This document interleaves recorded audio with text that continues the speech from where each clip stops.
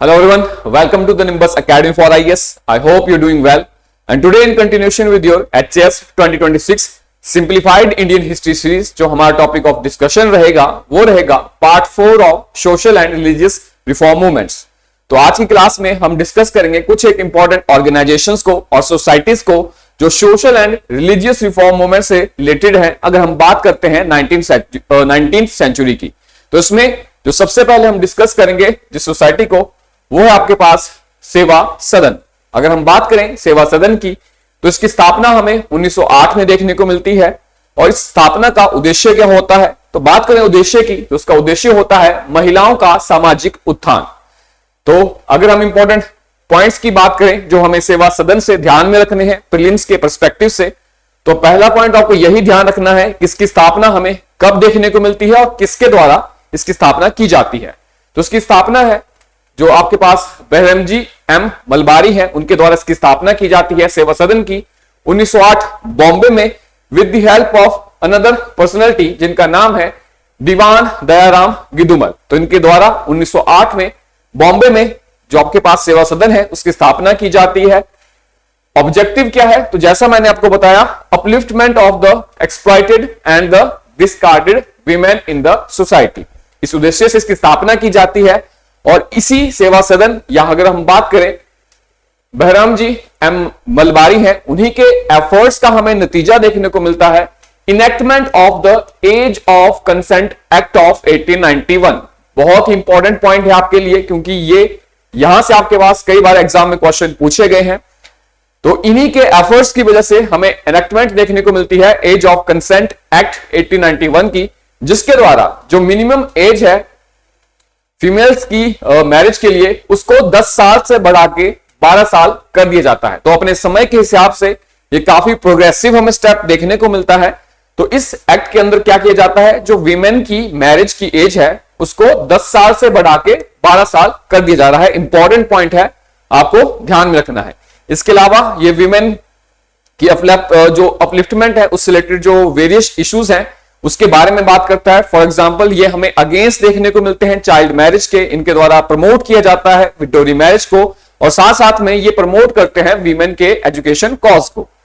यहां पे एक और पॉइंट जो आप ध्यान रख सकते हैं, जो बहरमजी एम मलबारी हैं, उनके द्वारा एक्वायर किया गया था और एडिटेड किया गया था एक जर्नल है इंडियन स्पेक्टेटर, इसका नाम आप ध्यान में रख सकते हैं। सेवा सदन के तर्ज पे ही हमें देव समाज देखने को मिलता है, इसके भी सेम ऑब्जेक्टिव देखने को मिलते हैं। और यहां पे अगर हम बात करें देव समाज की स्थापना की, तो ये हमें 1887 में देखने को मिलती है। कहां पे, लाहौर में। किसके द्वारा, तो इसकी स्थापना देखने को मिलती है शिव नारायण अग्निहोत्री जी के द्वारा। और ये हमें अगेंस्ट देखने को मिलते हैं चाइल्ड मैरिज की। अगर हम बात करें, they spoke against the child marriage. और इनका जो मेन एम्फेसिस है हमें किसके ऊपर देखने को मिलता है, एटर्निटी ऑफ द सोल के ऊपर, देन सुप्रीमेसी ऑफ द गुरु। और इनकी जो टीचिंग्स हैं हमें एक बुक में कंपाइल देखने को मिलती हैं जिसका नाम है देव शास्त्र। तो ये आप यहां से ध्यान रखेंगे। नेक्स्ट आपके पास है धर्म सभा। बात करें धर्म सभा की, तो हमें ये एक ऑर्थोडॉक्स सोसाइटी देखने को मिलती है। इसका जिक्र हमने पहले जब हमने आर्य समाज को जब हमने ब्रह्म समाज को डिस्कस किया था, वहां पे हमने धर्म सभा के बारे में बात की थी। तो ये हमें एक ऑर्थोडॉक्स सोसाइटी देखने को मिलती है जिसका ऑब्जेक्टिव क्या है, इसका ऑब्जेक्टिव है टू प्रिजर्व द ऑर्थोडॉक्स, जो हिंदू रिचुअल्स हैं, कस्टम्स हैं, उनको प्रिजर्व करके रखना। तो बात करें इसकी स्थापना की, तो उसकी जो हमें स्थापना है राधाकांत देव जी के द्वारा देखने को मिलती है। 1830 में इसकी स्थापना की जाती है। कहां पे, कैलकाटा में। तो ब्रह्म समाज की स्थापना के बाद हमें स्थापना देखने को मिलती है धर्म सभा की। तो यह हमें ध्यान रखना है, ये आपको एक ऑर्थोडॉक्स सोसाइटी देखने को मिलती है जो बात करती है किसको प्रिजर्व करने की, जो ट्रेडिशनल कस्टम्स हैं उनको प्रिजर्व करने की ये बात करती है। और इवन जहां पे इनके द्वारा अगर हम बात करें, on one side they talk about opposing the abolition of sati. तो जो सती प्रथा के एबॉलिशन के खिलाफ हमें ये देखने को मिलते हैं। दूसरी तरफ अगर बात की जाए तो ये बात करते हैं to promote the western education among the women. जहां एक तरफ ये बात कर रहे हैं against the abolition of sati, दूसरी तरफ ये हमें खड़े दिखाई दे रहे हैं promoting the western education for the girls. तो ये इंपॉर्टेंट पॉइंट हम याद रखेंगे धर्म सभा से। नेक्स्ट अब आपके पास देखने को मिलता है भारत धर्म महामंडल। तो ये हमें ऑल इंडिया लेवल के ऊपर एक ऑर्गेनाइजेशन देखने को मिलती है। ये भी आपको एक ऑर्थोडॉक्स सोसाइटी देखने को मिलेगी धर्म सभा की तरह। इसका भी ऑब्जेक्टिव आपको क्या देखने को मिलेगा, to defend the orthodox Hindu rituals and traditions against whom, against the progressive ideas और reformist ideas of the teachings of Arya Samajist, the theosophist and the Ramakrishna mission. तो यहां पे बात करें भारत धर्म महामंडल की, तो ये आपको एक Orthodox Hinduism all India level के ऊपर ऑर्गेनाइजेशन देखने को मिलती है। ऑब्जेक्टिव वही है, क्या करना, डिफेंड करना है जो हिंदुज्म के ट्रेडिशनल प्रैक्टिसेस हैं, कस्टम्स हैं, अगेंस्ट द रिफॉर्मिस्ट मूवमेंट्स। यहां पे इंपॉर्टेंट पॉइंट्स की बात करें तो इस भारत धर्म महामंडल के साथ साथ हमें कुछ एक और भी ऑर्गेनाइजेशंस देखने को मिलती हैं जो बात करती हैं to defend the orthodox Hinduism. जैसे कि आपको देखने को मिलती है फर्स्ट वन सनातन धर्म सभा, जिसकी स्थापना हमें 1895 में देखने को मिलती है। सेकंड वन धर्म महापरिषद आपको देखने को मिलती है। तीसरी आपके पास है धर्म महामंडली इन बंगाल। और ये सभी ऑर्गेनाइजेशन मिलके 1902 में फाउंडेशन रखते हैं किसकी, भारत धर्म महामंडल की। तो जो भारत धर्म महामंडल है उसकी स्थापना हमें देखने को मिलती है 1902 में। और बात करें इसके हेडक्वार्टर की, तो उसका हेडक्वार्टर आपको देखने को मिलता है वाराणसी में।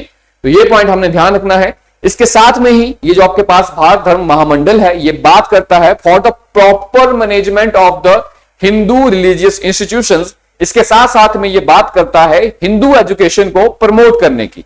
तो पहला पॉइंट ध्यान रखना है कि ये बात करता है proper management of the Hindu religious institutions, और दूसरा ये बात करता है to promote the Hindu education. और इस भारत धर्म महामंडल से रिलेटेड जो इंपॉर्टेंट पर्सनैलिटी आप ध्यान में रख सकते हो वो आपको देखने को मिलते हैं मदन मोहन मालवीय। तो ये आपके पास कुछ एक इंपॉर्टेंट पॉइंट्स हैं जो आप भारत धर्म महामंडल से ध्यान में रख सकते हैं। नेक्स्ट आपके पास एक मूवमेंट देखने को मिलती है राधा स्वामी मूवमेंट।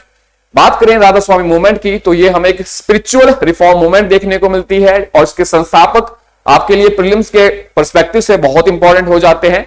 तो उसके आपको संस्थापक देखने को मिलते हैं तुलसीराम, जिनका दूसरा कौन सा नाम आपको देखने को मिलता है, he is also known as Shiv Dayal Saheb. तो जो राधा स्वामी मूवमेंट है उसके फाउंडर हमें कौन देखने को मिलते हैं, शिव दयाल साहेब और तुलसीराम, जो आपको आगरा से देखने को मिलते हैं।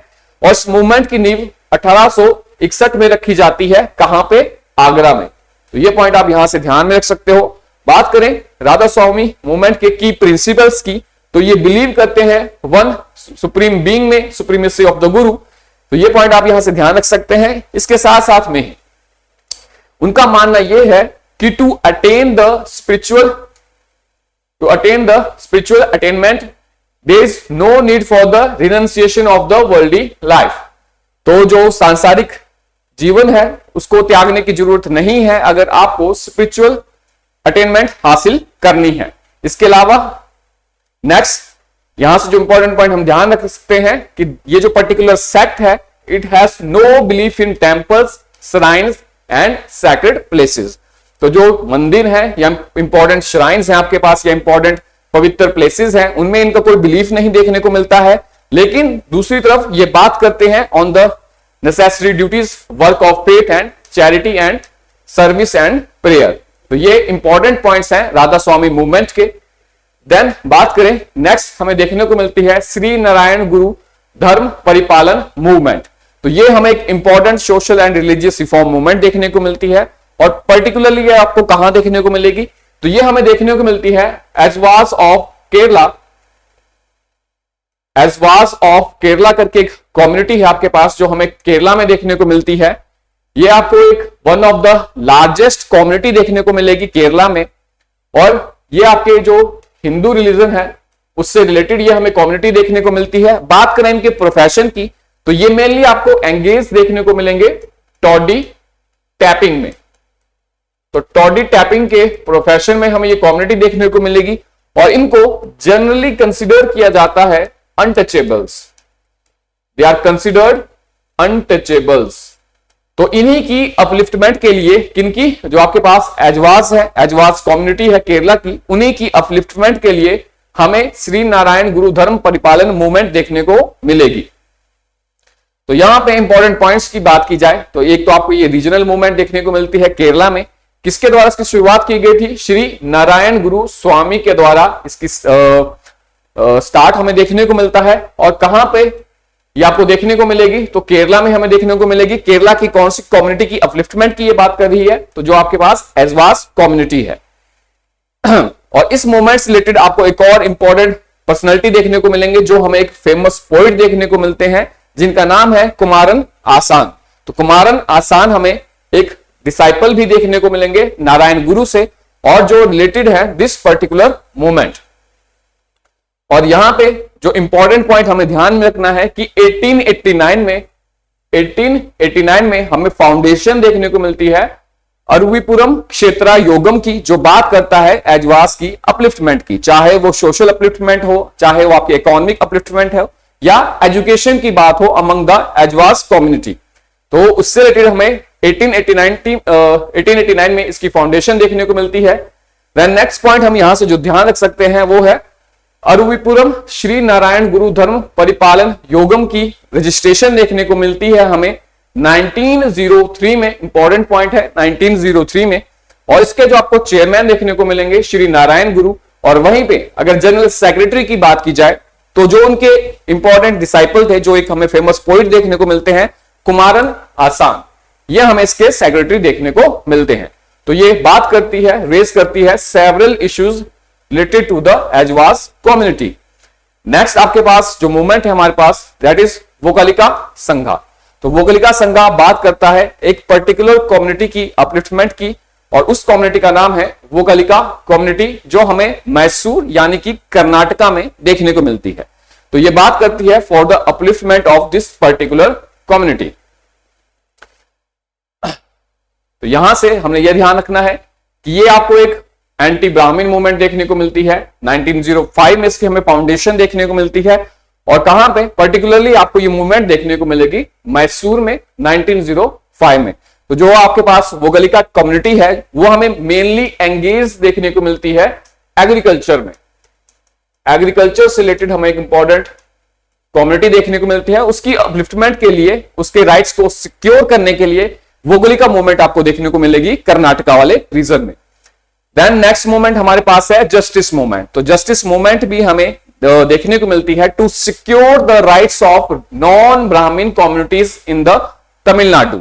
तो ये बात करती है to secure the rights of non Brahmin community. तो ये हमें अगेंस्ट द ब्राह्मण, जो आपके पास ब्राह्मण सोसाइटी है, जो आपके पास ब्राह्मण कम्युनिटी है, उसकी डोमिनेशन के खिलाफ हमें ये मूवमेंट देखने को मिलती है। कहां पे? आपके पास मद्रास में ये मूवमेंट देखने को मिलती है। और ये बात करती है to secure the rights of non Brahmin communities. For example ये बात करती है गवर्नमेंट रिजर्वेशंस की। गवर्नमेंट रिजर्वेशन के साथ साथ ये आपको बात करती हुई दिखाई देती है पॉलिटिकल रिप्रेजेंटेशन की फॉर नॉन ब्राह्मण कम्युनिटीज। तो यहां से जो पॉइंट हम ध्यान में रख सकते हैं, जस्टिस पार्टी, ठीक है, ऑफिशियली नोन एज, इसको एक और नाम से जाना जाता है साउथ इंडियन लिबरल फेडरेशन। तो इसकी हमें स्थापना देखने को मिलेगी 1916 में। और किस पर्टिकुलर प्रेसिडेंसी में ये देखने को मिलती है? तो मद्रास प्रेसिडेंसी में आपको ये देखने को मिलेगी। और मेनली ये रिप्रेजेंट करती है किसके इंटरेस्ट को? जो नॉन ब्राह्मण कम्युनिटीज हैं उनके इंटरेस्ट को ये रिप्रेजेंट करती है।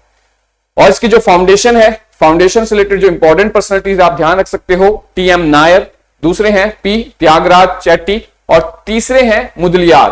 तो ये तीन पर्सनैलिटीज हमें जस्टिस मूवमेंट से रिलेटेड देखने को मिलती हैं। ये आपसे एक बार एग्जाम में क्वेश्चन पूछा भी जा चुका है, तो उसकी आप फाउंडेशन ध्यान रख सकते हो 1916 में। तो 1917 में इसी से रिलेटेड एक इंपॉर्टेंट एसोसिएशन की हमें फाउंडेशन भी देखने को मिलती है, जिसको कहा जाता है मद्रास प्रेसिडेंसी एसोसिएशन। 1917 आप यहां से ईयर ऑफ फाउंडेशन इसका ध्यान रख सकते हैं। नेक्स्ट आपके पास है सेल्फ रिस्पेक्ट मूवमेंट, जो हमें तमिलनाडु में देखने को मिलेगी।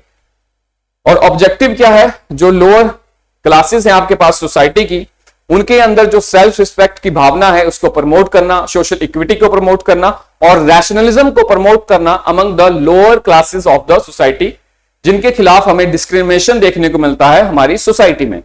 तो यहां से जो इंपॉर्टेंट पॉइंट हम ध्यान में रखेंगे, पहले इसकी फाउंडेशन किसके द्वारा रखी जाती है? तो आपको ध्यान रखना है पेरियार ईवी रामा स्वामी के द्वारा। With the help of S Ramanathan. और कौन सी ईयर में इसकी फाउंडेशन आपको देखने को मिलेगी? 1905 में तमिलनाडु के रीजन में हमें ये मूवमेंट देखने को मिलती है। तो ये प्रमोट करती है सेल्फ रिस्पेक्ट को अमंग द लोअर कास्ट। इसके साथ साथ ये बात करती है किसकी? रैशनलिज्म की और सोशल इक्विटी की। नेक्स्ट जो हमारे पास यहां पे इंपॉर्टेंट मूवमेंट है वो आपके पास है टेंपल एंट्री मूवमेंट। बात करें टेंपल एंट्री मूवमेंट की तो ये बात करती है to secure the temple entering rights for the untouchables. तो जो सेक्शन ऑफ सोसाइटी का हमारा अनटचेबल कंसीडर किया जाता है उसकी टेंपल एंट्री से रिलेटेड ये हमें मूवमेंट देखने को मिलती है, because they were not allowed to enter into the temples. तो ये मूवमेंट आपको 1920 से 1940 के एरा में देखने को मिलती है। और मेनली जो आपके पास दलित्स हैं या जो दूसरे अनटचेबल्स हैं और मार्जिनलाइज्ड ग्रुप्स हैं जिनको अलाउ नहीं किया जाता है टेंपल में एंट्री करना, उनकी टेंपल एंट्री से रिलेटेड ये आपको मूवमेंट देखने को मिलेगी। और यहां जो इंपॉर्टेंट पर्सनैलिटीज इस मूवमेंट से हमें रिलेटेड देखने को मिलते हैं तो आपके पास श्री नारायण गुरु हैं, एन कुमारन आसान है, टीके माधवन जैसे हमें प्रोमिनेंट सोशल रिफॉर्मर्स देखने को मिलते हैं जो इस पर्टिकुलर मूवमेंट से रिलेटेड है। यहां पे एक और इंपॉर्टेंट सत्याग्रह है जिसको आप ध्यान रख सकते हो, वाइकॉम सत्याग्रह। बहुत इंपॉर्टेंट है, कई बार आपसे एग्जाम में पूछा भी जा चुका है। तो वाइकॉम सत्याग्रह हमें 1924-25 में देखने को मिलता है। 24 से लेकर 25 में आपको ये सत्याग्रह देखने को मिलेगा। और इस सत्याग्रह से रिलेटेड जो इंपॉर्टेंट पर्सनैलिटीज हैं वहां पे आपसे एग्जाम में क्वेश्चन पूछा जाता है। तो जो इंपॉर्टेंट फिगर्स हैं इस मूवमेंट से रिलेटेड वाइकॉम सत्याग्रह की अगर हम बात करें, टेंपल एंट्री मूवमेंट से रिलेटेड ये आपके पास सत्याग्रह है। तो यहाँ पे के माधवन है, के केलप्पन है आपके पास, और केपी केशवा मेनन के साथ साथ ईवी रामास्वामी पेरियार हैं जो इस मूवमेंट से रिलेटेड हमें देखने को मिलता है, which is related to the temple access for the untouchables in the Travancore India. Next अगर हम यहां पे बात करें, यहां पे इस मूवमेंट को सपोर्ट देखने को मिलता है, कुछ एक जत्था देखने को मिलेंगे आपको पंजाब वाले रीजन से, मदुरई वाले रीजन से। इसके साथ साथ में महात्मा गांधी जी के द्वारा भी इस मूवमेंट को सपोर्ट देखने को मिलता है। देन इसी मूवमेंट के एफर्ट्स का नतीजा हमें देखने को मिलता है कि नवंबर 12, 1936 में एक इनेक्टमेंट हमें देखने को मिलती है by the Maharaja of Travancore, जिसके द्वारा जितने भी आपको गवर्नमेंट कंट्रोल्ड टेंपल्स देखने को मिलते हैं they were thrown open to the all the Hindus of the society, चाहे वो आपको लोअर कास्ट हिंदूज देखने को मिले या अनटचेबल जिनको कंसीडर किया जाता है, सभी की एंट्री देखने को मिलेगी आपको गवर्नमेंट कंट्रोल टेंपल्स के अंदर। इसी से समवट सिमिलर आपको एक और मूवमेंट देखने को मिलेगी, किसके द्वारा? सी राजगोपालचारी जी के द्वारा। कहां पे? मद्रास में 1938 में। देन नेक्स्ट हमारे पास है इंडियन सोशल कॉन्फ्रेंस। बात करें इंडियन सोशल कॉन्फ्रेंस की तो यहां जो 2-3 पॉइंट्स आपसे एग्जाम में पूछे जाते हैं, एक तो उसकी फाउंडेशन, इसके फाउंडर कौन है और इसका मेन ऑब्जेक्टिव क्या देखने को मिलता है। तो बात करें इसके अगर ऑब्जेक्टिव की तो ये हमें देखने को मिलता है इंडियन नेशनल कांग्रेस का सोशल रिफॉर्म विंग है आपके पास इंडियन सोशल कॉन्फ्रेंस। तो जो हमारी सोसाइटी में जितने भी प्रेवेलेंट सोशल इश्यूज हैं या सोशल इविल्स हैं उनसे रिलेटेड बात करने के लिए आपको ये प्लेटफॉर्म देखने को मिलता है जिसका नाम है इंडियन सोशल कॉन्फ्रेंस। पहला पॉइंट आपको ध्यान रखना है कि ये इंडियन नेशनल कांग्रेस का ही सोशल रिफॉर्म विंग है। इसकी स्थापना हमें 1887 में देखने को मिलेगी। और किस पर्सनैलिटीज के द्वारा इसकी स्थापना देखने को मिलती है? पहले हैं आपके पास एमजी रनाडे और दूसरे हैं रघुनाथ राव। तो ये दो पर्सनैलिटीज इसकी फाउंडेशन से हमें रिलेटेड देखने को मिलते हैं। और इनके द्वारा एक इंपॉर्टेंट प्लेज मूवमेंट भी स्टार्ट की जाती है जिसका ऑब्जेक्टिव क्या है ये हमें देखने को मिलती है। एक प्लेज ली जाती है प्लेज मूवमेंट के under against the child marriage. तो चाइल्ड मैरिज के अगेंस्ट में इसके द्वारा प्लेज मूवमेंट स्टार्ट की जाती है, ये आपको ध्यान रखना है। यहां से आपसे कई बार एग्जाम में क्वेश्चन पूछा जा चुका है। तो बात करें इनके फर्स्ट सेशन की तो हम जानते हैं जो इंडियन नेशनल कांग्रेस का जो 1887 का सेशन है वो हमें मद्रास में देखने को मिलता है। और because this particular Indian social conference is the wing of Indian national Congress, तो इनकी जो फर्स्ट मीटिंग है बिकॉज इनकी स्थापना 1887 में हो रही है, तो जहां पे आपको 1887 में इंडियन नेशनल कांग्रेस का सेशन देखने को मिलेगा वहीं पे हमें इनका पहला सेशन भी देखने को मिलेगा। तो जैसा कि हम जानते हैं कि जो 1887 का सेशन है इंडियन नेशनल कांग्रेस का वो हमें मद्रास में देखने को मिलता है। तो इसीलिए जो आपके पास इंडियन सोशल कॉन्फ्रेंस है उसका पहला सेशन भी हमें कहां देखने को मिलेगा? मद्रास में 1887 में। तो ये हमारे पास इंडियन सोशल कॉन्फ्रेंस जो कि हमें एक सोशल रिफॉर्म विंग देखने को मिलता है इंडियन नेशनल कांग्रेस का। तो ये कुछ एक इंपॉर्टेंट ऑर्गेनाइजेशन थी हमारी related to the social and religious reform in the 19th century. So that's it for today's class. Thank you and have a good day.